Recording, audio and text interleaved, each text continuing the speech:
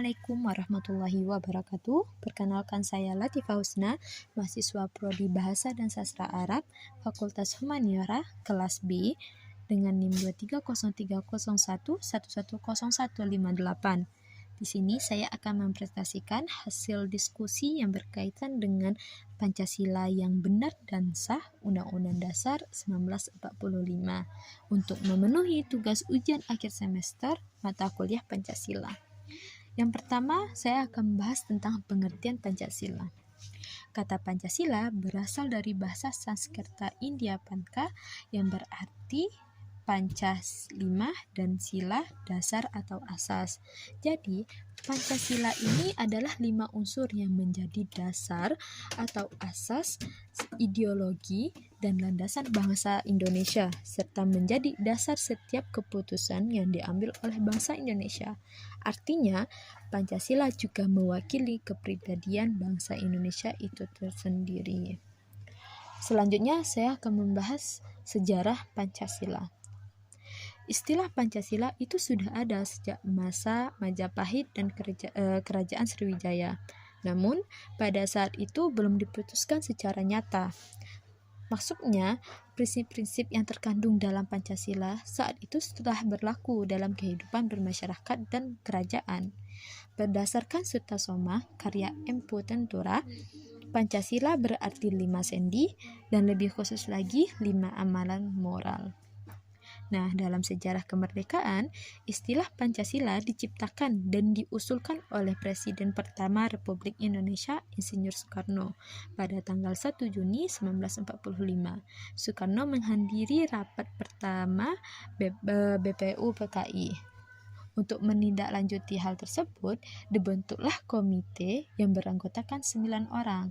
Setelah melalui proses persidangan, Pancasila disahkan pada konferensi PPKI pada tanggal 18 Agustus 1945. Selanjutnya, ada Pancasila dalam pembukaan Undang-Undang Dasar. Nah, ternyata rumusan Pancasila yang sah tercantum pada alinea keempat pembukaan Undang-Undang Dasar 1945, yang mana disahkan oleh PPKI setelah sehari kemerdekaan Republik Indonesia.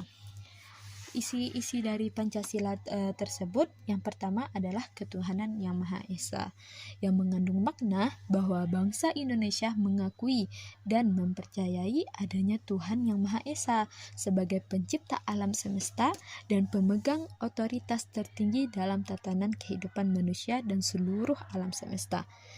Kita dapat mengimplementasikannya dalam kehidupan dengan menghargai, menghormati agama dan kepercayaan orang lain. Selanjutnya, ada kemanusiaan yang adil dan beradab, yang maknanya bahwa bangsa Indonesia mengakui dan memperlakukan manusia sesuai dengan harkat dan martabatnya sebagai makhluk Tuhan yang Maha Esa. Dapat diimplementasikan dengan mengembangkan sikap saling cinta, tenggang rasa, tidak semena-mena, dan berani membela kebenaran dan keadilan. Selanjutnya, Persatuan Indonesia. Maknanya bahwa bangsa Indonesia mampu menempatkan persatuan, kesatuan, serta kepentingan dan keselamatan bangsa dan negara sebagai kepentingan bersama di atas kepentingan pribadi dan golongan. Dapat diimplementasikan dengan salah satunya adalah gotong royong. Selanjutnya, yang keempat, kerakyatan yang dipimpin oleh hikmah kebijaksanaan dalam permusyawaratan perwakilan, yang maknanya bahwa bangsa Indonesia menjunjung tinggi kedaulatan rakyat yang dilaksanakan menurut prinsip demokrasi dengan menjalankan sistem pemerintahan negara berdasarkan Undang-Undang Dasar 1945. Dapat kita implementasikan dalam kehidupan dengan cara menghormati hak-hak asasi manusia serta menjalankan kewajiban sebagai warga negara dan anggota masyarakat. Dan yang kelima, yaitu keadilan sosial bagi seluruh rakyat Indonesia. Maknanya bahwa bangsa Indonesia berusaha untuk mewujudkan suatu tatanan kemasyarakatan yang adil dan makmur, material dan spiritual berdasarkan Pancasila.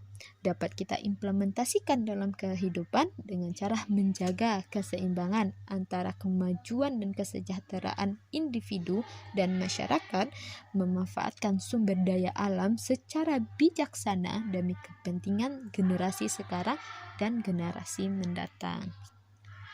Selanjutnya, apa saja hubungan Pancasila dan Undang-Undang Dasar? Hubungan Pancasila itu ada dengan Undang-Undang Dasar itu ada formal dan hubungan material. Hubungan formal itu yang disebutkan sebelumnya bahwa Pancasila disebutkan pada alinea keempat pembukaan Undang-Undang Dasar 1945. Sedangkan hubungan materialnya dapat dilihat bahwa setiap isi pokok pikiran dari pembukaan Undang-Undang Dasar itu mencerminkan isi pada Pancasila. Nah, pokok pikiran pertama bisa kita lihat bahwa mengandung makna membentuk negara persatuan, yang mana tersebut mencerminkan sila ketiga. Begitu pula dengan pokok pikiran kedua yang mengandung makna membentuk negara berkeadilan sosial, yang mencerminkan pada sila kelima. Pokok pikiran ketiga mengandung makna membentuk negara berkedaulatan rakyat, yang mana hal tersebut mencerminkan sila keempat. Dan yang terakhir, pokok pikiran keempat yang mengandung makna membentuk negara berketuhanan yang Maha Esa, yang mencerminkan pada sila pertama dan kedua. Nah, itu adalah beberapa hubungan dari Pancasila dan pembukaan Undang-Undang Dasar. Dapat disimpulkan bahwasanya Pancasila dan pembukaan Undang-Undang Dasar tersebut memiliki hubungan yang sangat baik dan sangat erat. Pancasila yang merupakan dasar negara Indonesia menjadi fondasi awal kelahiran negara, sementara Undang-Undang Dasar Negara Republik Indonesia tahun 1945 menjadi panduan arah jalannya negara. Nah, dari yang saya sampaikan di atas, kita dapat mengimplementasikannya dengan cara musyawarah mufakat harus dikedepankan, dan segala perbedaan yang ada harus dipandang sebagai dinamika yang bisa dan disikapi bijaksana dengan tetap mengedepankan persatuan dan kesatuan demi untuk kepentingan bangsa dan negara. Nah, sekian presentasi dari saya. Terima kasih telah menyaksikan. Maaf ada kesalah kata. Assalamualaikum warahmatullahi wabarakatuh.